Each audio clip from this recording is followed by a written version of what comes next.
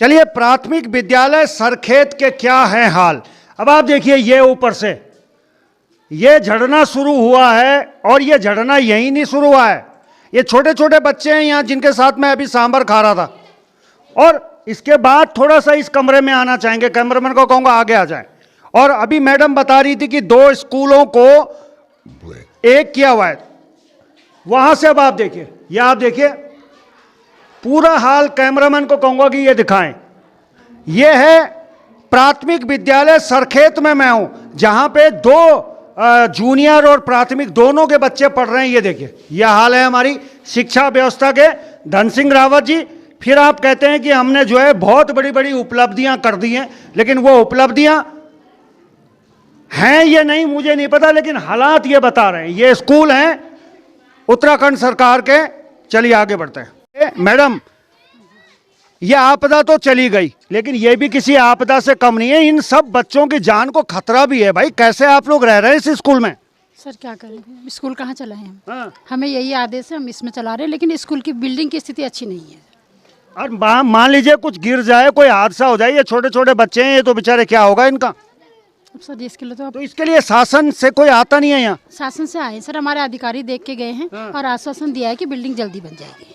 आश्वासन तो बहुत देते हैं यहाँ, आश्वासनों ही कई तो काम है, लेकिन धन सिंह रावत जी कभी मौके पे आते हैं? नहीं, वो तो हमने नहीं देखे सर।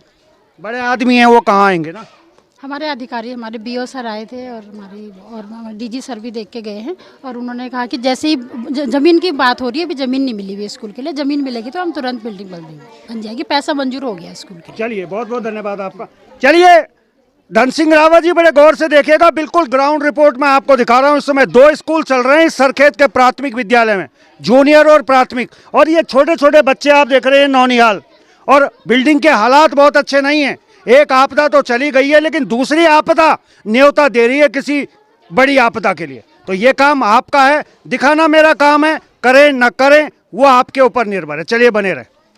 अब मैं हूँ इस समय सरखेत का जो स्कूल है, राजकीय उच्चतर प्राथमिक विद्यालय सरखेत। और ऐसा नहीं है कि आपदा से यह अछूता रहा है। यकीन मानिए, वो जो सामने आप देख रहे हैं जहाँ वो पेड़ है, आपदा वहाँ तक टकरा के निकल गई। इन बच्चों की किस्मत अच्छी है, या इस इलाके की किस्मत अच्छी है कि ये स्कूल बच गया है। अब ये छोटे छोटे बच्चे हैं, थाली लेके बैठे हुए हैं। और थोड़ा सा आगे आ जाएं। अब इनके लिए कुछ मिलने वाला है। इसमें बहुत सारे के बच्चे ऐसे भी हैं जो कह रहे थे बल हम आपको देखते हैं। आप लोग कहाँ देखते हो? वीडियो में। वीडियो में? अच्छा, क्या नाम है मेरा? आपका नाम पोल खोल भगुना। देखो भाई, ये छोटे छोटे बच्चे जो हैं ये सब समझते हैं। और आपका क्या नाम है? सुशांत कैंतुरा। कैंतुरा। आप भी देखते हो मुझे? क्या नाम है? बोल खोल भगुना। अच्छा, ये बताओ कि आपदा से जो नदी आई थी, क्या नुकसान हुआ है यहाँ? यहाँ स्कूल की टंकी वहाँ से गायब है। अच्छा, टंकी गायब है। पानी भी नहीं आ रहा इधर। हाँ। और इधर पेड़ भी गए यहाँ से। पेड़ भी गए यहाँ से। चलिए आगे बढ़ते हैं। चलिए आगे आ जाएं कैमरामैन। यहाँ दीदियाँ हैं, इनको भात खिला रही हैं और भात के साथ में सांभर भी बना हुआ है। तो चलिए, ये छोटे छोटे बच्चे हैं, थोड़ा सा और आगे आना चाहूँगा। ये दिखाइयो, ये उसको क्यों दे रहा है? क्या हुआ? ज़्यादा हो गया? चला आता हूँ। देखिए, स्कूलों में आजकल जो है भोजन माताएं भोजन बांटती हैं, और इधर ये सांभर भी है। बालिकाओं के पास आता हूँ थोड़ा थोड़ा। जरा आ जाओ, थोड़ी आगे आगे आ जाओ। हाँ बेटा, क्या नाम है आपका? प्रियांशी। प्रियांशी, ये क्या है ये वाला? सांबर। सांभर? हाँ। अच्छा, घर पे भी बनता है? हाँ। हैं? तो ये तो डोसे के साथ में खाते हैं, तुम भात के साथ खा रहे? भात के साथ भी खाया जाता अच्छा, है। आता हूँ ना मैं आपके पास, पहले इनसे तो पूछ लूँ। ये कई सब्जियों से मिलके बनता है। हाँ। इसमें लौकी भी, तो ये आलू भी, वो भी है, क्या कहते हैं ये, क्या, गोभी? हाँ है। अच्छा लगता है ये? हाँ। हैं? चलो, ये छोटी वाली भी है। इसके बाद 2 मिर्च हैं। ये मिर्च क्यों ली तूने? क्या करेगी इनका? खाएंगे। कैसा होता है? थोड़ा इधर आता हूँ। इधर मैडम भी हैं, ये भात भी खा रही हैं। मैं भी बैठ जाता हूँ। कोई नहीं, आप जारी रखिए, जारी रखिए। बैठिए, आप बैठिए, बैठिए। ये आप देखिए, ये जो बिल्कुल बगल में खंबा लगा हुआ है और कैमरामैन दिखाएं, आपदा यहां तक आई थी और शुक्र है उस परमात्मा का कि ये दीवार तक टच होके निकल गई और ये स्कूल बच गया। हालांकि ये स्कूल बहुत अच्छी कंडीशन में नहीं है, लेकिन फिर भी जैसा भी है। जी मैडम, आपदा में यहाँ तक आया, इतना बच गया। हाँ सर, यहाँ तक आया। एक टैंकी थी हमारी, हाँ। वो भी बह गई और बाथरूम भी हमारे क्षतिग्रस्त ही हो रखे हैं। बस स्कूल बच गया सर। स्कूल बच गया है। और वो दिन रात में आई आपदा, दिन में आती तो शायद प्राइमरी स्कूल में तो 42 बच्चे थे, बहुत नुकसान हो सकता था। अगर दिन में आती तो 42 बच्चे स्कूल में पढ़ते हैं वहाँ, तो बहुत नुकसान यहाँ हो सकता था। पर थोड़ा ये स्कूल बच गया तो आज दोनों स्कूल इसी में चल रहे हैं। अच्छा, दोनों इसी दोनों में में चल इसी में रहे चल हैं। रहे दूसरा कहाँ था? दूसरा ऊपर जो क्षतिग्रस्त हुआ। हाँ, वो मैंने देखा था। हाँ जी, हाँ जी। तो वो अगर दोनों स्कूल अब यहीं पर हम चला रहे हैं दोनों। चलिए, बहुत बढ़िया। कितने बच्चे होंगे लगभग दोनों को मिला के इस समय? करीब करीब 60 करीब। 60 करीब बच्चे हैं। हाँ जी। तो हमारे जो विधायक हैं, मंत्री हैं, कभी आते हैं कि भाई उनकी टंकी चलेगी, बाथरूम भी पता नहीं कब गिर जाए वो। अभी तो कुछ नहीं आए, बोला ही नहीं उन्होंने कुछ नहीं। हाँ। हाँ, आए तो थे आपदा प्रबंधन वाले ना, हाँ। बोलते रहे जल्दी जल्दी ठीक कर देंगे हम इनको। हमारे विभाग ने तो कर दिए। विभाग के हमारे बीओ सर आए थे और सभी लोग निरीक्षण कर गए। कल ही हमारे यहाँ डीजी सर भी आए थे। अच्छा। हाँ, तो वो निरीक्षण कर गए हैं और कह रहे कि बन जाएगी, बिल्डिंग बन जाएगी, नाप भी हो गई है बिल्डिंग की। चलिए चलिए, ठीक है, धन्यवाद। आप लोग कीजिए। सर आपका तो मैं हमेशा वीडियो देखती हूँ। हैं? हाँ। मैं सकलानी हूँ। अरे वाह वाह, देखो भाई गजब हो गया है। कौन कहता है कि पोल खोल बहुगुणा अकेला है? आपके तो मैं बहुत देखती रहती हूँ। है? हाँ, मुझे तो बहुत अच्छा, आपको अच्छा लगता है। आप स्पष्ट जो कुछ बोलते हैं रियल दिखाते हैं। आपका बहुत बहुत धन्यवाद। स्थिति को दिखा दीजिए आपकी क्या स्थिति है और जल्दी से जल्दी ये बिल्डिंग बननी चाहिए ना, दोनों स्कूल, ताकि बच्चे, क्योंकि बच्चे 60 हैं यहाँ पर लगभग, है ना। चलिए ठीक है। चलिए, स्कूल की मैं बात करूं तो बहुत ज़्यादा मैं खुश नहीं हूं इन विद्यालयों की बिल्डिंगों से। बस किसी तरह यहाँ समय कट रहा है और यकीन मानिए ये तो वो आपदा थी जो सीजन में आती है, यानी कि बरसात में आती है। लेकिन ये स्कूल भी किसी आपदा से कम नहीं है। ये कब गिर जाएं और कब कोई दुर्घटना हो जाए, भगवान न करे ऐसा हो, लेकिन हालात अच्छे नहीं है। बड़ी बड़ी बातें हैं। और इस समय हम बताएं तो पूरे देश की मैं बात करूं तो उत्तराखंड शिक्षा में पिछड़ गया है। इस साल हम पिछड़ गए हैं। तो धन सिंह रावत जी, आप सोचिएगा, जहां मैं खड़ा हूं ये छोटे छोटे बच्चे हैं, नन्हे मुन्ने से मेरी तरफ देख भी रहे हैं। ये बिल्डिंगें ठीक होनी चाहिए, बाथरूम इनके बहुत हालात खराब है, वहां से वो कोना झड़ गया है और लिखा हुआ है कदम कदम बढ़ाए जा, स्वच्छता को अपनाए जा। लेकिन बिल्डिंग ही सही नहीं है, उसमें घास जम गई। वो देखिए, कैमरामैन को कहूँगा दिखाएं, वो बाथरूम में घास जम गई है। तो चलिए इनको खाना खाने देते हैं, आगे बढ़ते हैं। चलिए बने रहें। नमस्कार, मैं राजेश पोलखोल बहुगुणा और आप देख रहे हैं पर्वतवाणी लाइव। एक बार फिर से माल देवता सरखेत वाले रूट पे निकला हूँ और ये देखने के लिए कि आपदा के बाद में क्या कुछ बदला है सरखेत। माल देवता, आपको भी पता है कि बरसात के बाद किस तरह के हालात हो सकते थे। ये सामने ये मकान आपने अक्सर देखा है, अक्सर विजुअल में आपने इस मकान को देखा है कि ये धराशायी हो गया था।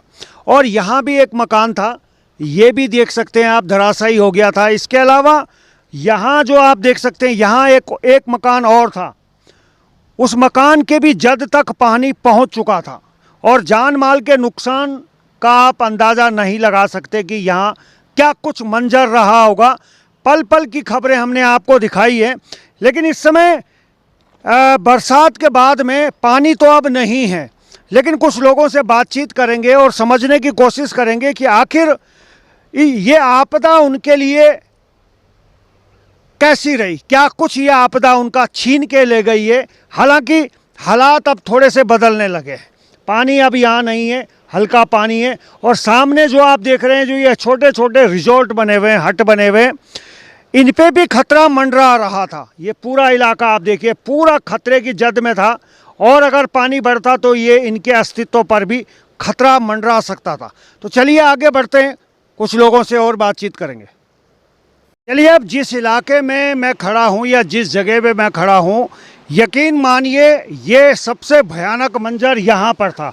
हालांकि ये छोटा सा पुल इन्होंने आवाजाही के लिए बना दिया है, लेकिन ये अभी है क्योंकि पानी कम है। और जो ये पुल था, ये पुल पूरी तरह से धराशायी हो गया था। ये रोड जो आप देख रहे हैं, ये जो आपके लाल पुल से होती हुई आती है कुछ गाँव के लिए, ये बिल्कुल ख़त्म हो गई थी। और यही वो जगह थी जहाँ पे लगभग 3 गाड़ियाँ बह के यहाँ आई हुई थी। तो ये पूरा का पूरा इलाका अभी भी बहुत ज़्यादा इसको सड़क मार्ग को ठीक नहीं किया गया है, अभी भी ये बिल्कुल हालत ख़राब है। तो यहाँ से वैकल्पिक व्यवस्था है, थोड़ा सा कैमरामैन को कहूँगा आगे आ जाएं, यहाँ से हम आगे बढ़ेंगे क्योंकि अब थोड़ा सा पानी की स्थिति बहुत कम है। उधर से लो, आगे से।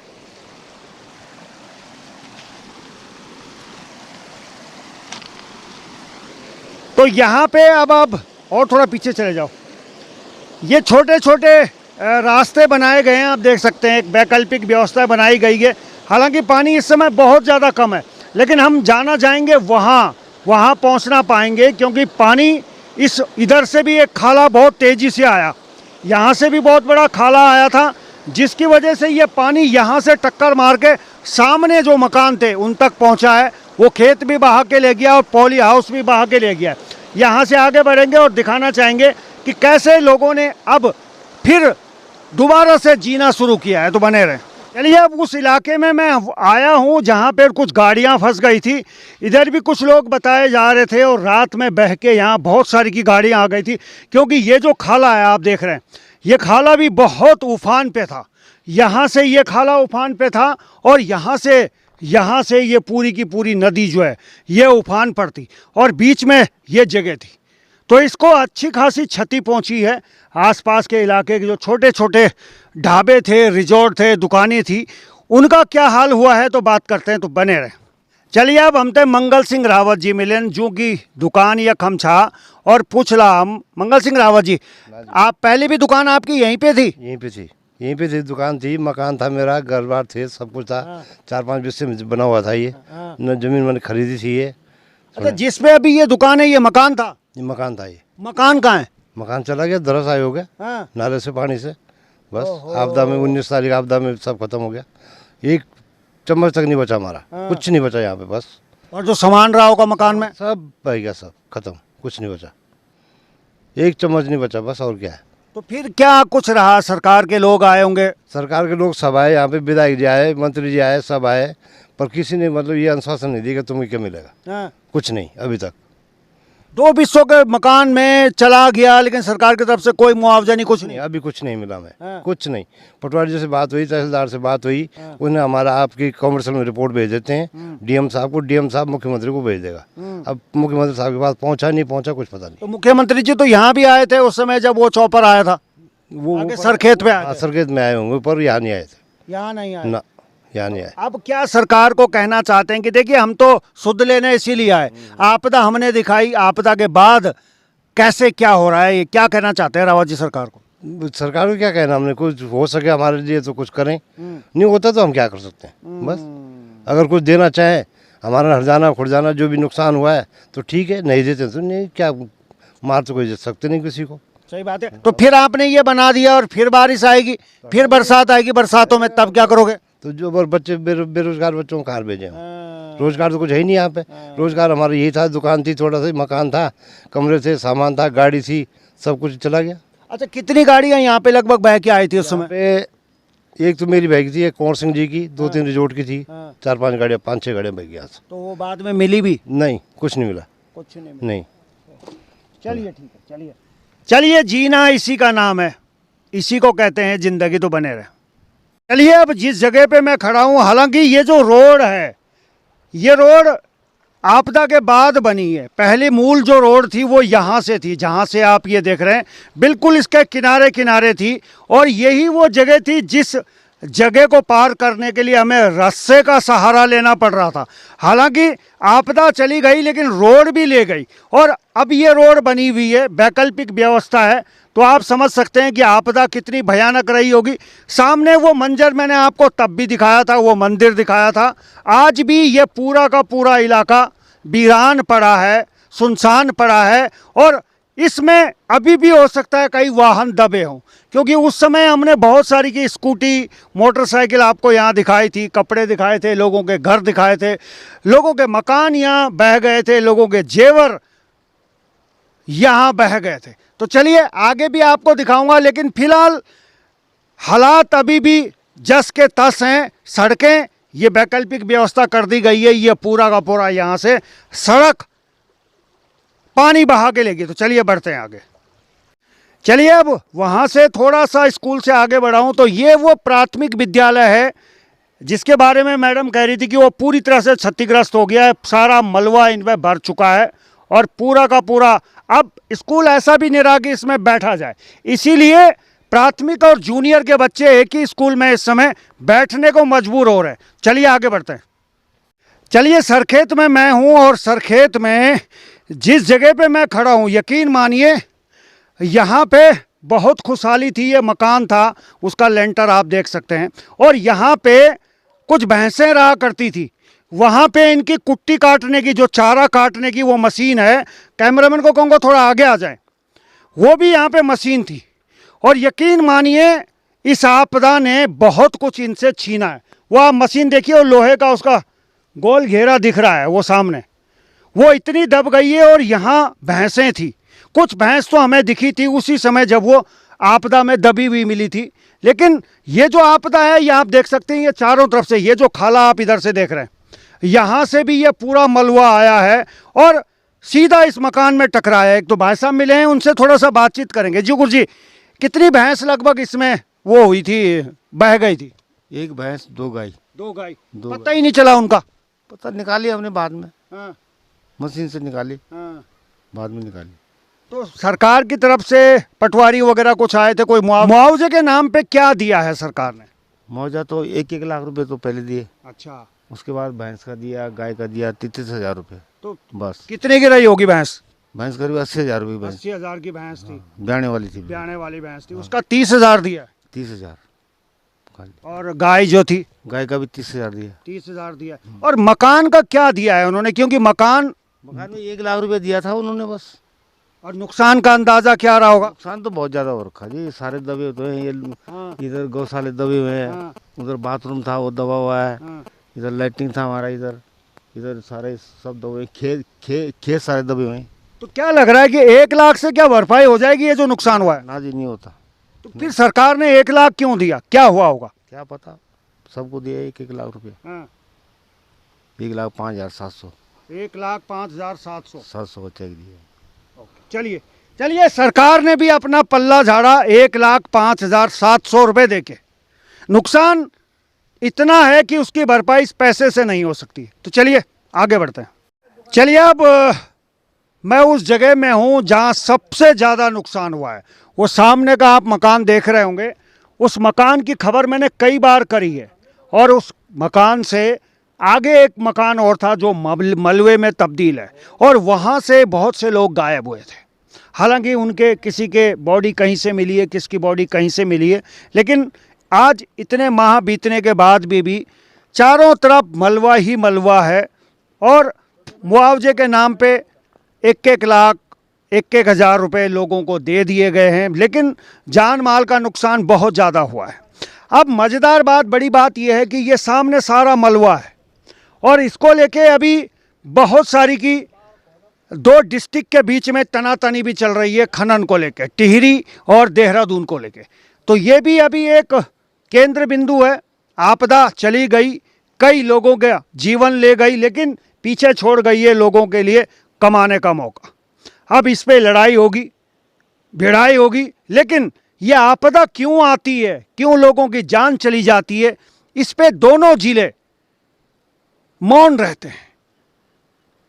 एडीएम, एसडीएम सभी से हमने बात करी थी, लेकिन सब अपनी ड्यूटी कर रहे हैं। लेकिन फिर भी आपदाएं आती हैं, और क्यों ये डंपिंग जोन ना होने के कारण ये मलबा नीचे आ रहा है। यहाँ भी आप देखेंगे तो वहाँ ऊपर लोग बता रहे थे कि कुछ ऐसा काम चल रहा है जिसकी वजह से ये मलबा आ रहा है। तो सबसे ज़्यादा बड़ा कारण ये भी है कि जो डंपिंग जोन नहीं है और उनका जो मलबा है वो लगातार नीचे की तरफ बह रहा है, आ रहा है। और कहीं ना कहीं आपदाएं तो आती थी, लेकिन इतनी बड़ी आपदा जो आ रही है, ये हमें संकेत दे रही है कि इंसान सुधर जाए। तो चलिए फिलहाल अभी के लिए बस इतना ही। देखते रहिए पर्वतवाणी लाइव।